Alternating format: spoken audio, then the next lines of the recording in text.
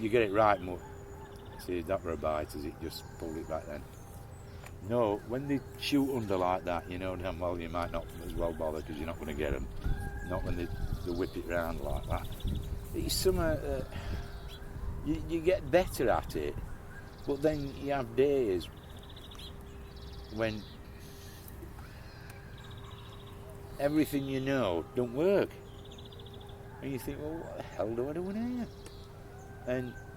And the people who can suss that out, the people who make a living out of fishing and who win matches and fish for England and have great lifestyles and all this, basically what fish are doing, they're just grabbing hold of the end of the maggot, nipping it, and then when they burst it, they all come round and have a little suck on it and what have you. I see.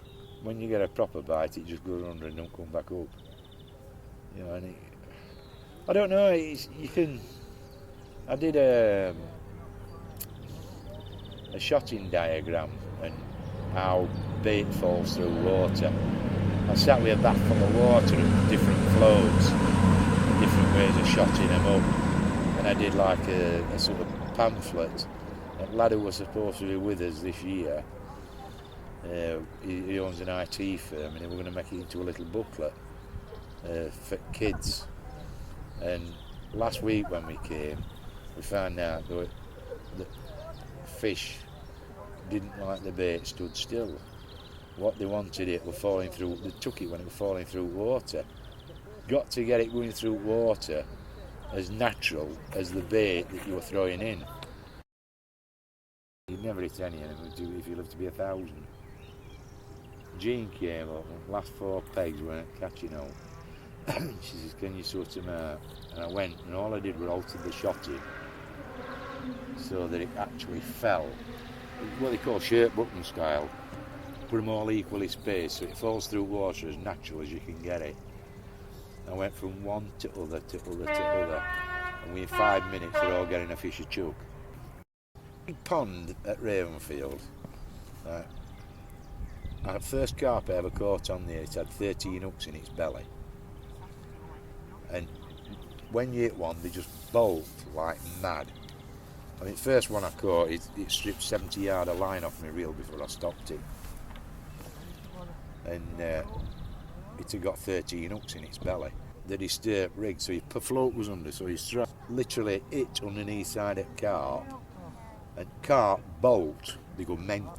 Now on the lake above, everybody carp fishes, and minimum is 11-pound line, and the carp behave in a totally different way. What they do when you cast in carp lake, they realise that everybody is using big lines, and if they get hooked, that's it. So they'll pull a bit, run a little bit, and then literally give up. Right. And in the next pond, they behave totally different. Well, I mean, if you've worked with kids, you know what that is. And the thing is, they say, I thought I caught on something. The thing is, they say they've only got a memory span of about 3 minutes or something like that. Now, how can a fish learn that? You know, they'd forget it after 3 minutes. But yeah, every carp in big pond does it. I know, I've caught most of them. You know what I mean? And that carp, it's probably, we know for a fact it's been in since at least 1970. So, tried everything under the sun. Cone, maize, tears, bunches of maggots, bunches of worms. And I've seen it actually swim down to the bottom when it's been clear, look at my bait, and just swim off. And you think, how does it must weigh about 30 pounds. And you think, how on earth does it get that big? What the hell does he eat? Yeah. So, I've just put my tackle up for sale today. Are you going to pack it in? I fell out of love with it. Oh. 1,500 quid's worth of tackle I'm selling for 500 quid. To be honest, I enjoy this immensely, but I mean, I spent the last 20 years of my life working with kids.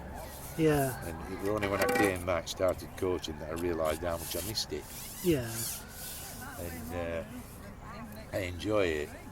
And I don't have time because I have to tie out rigs and we do repairs Yeah.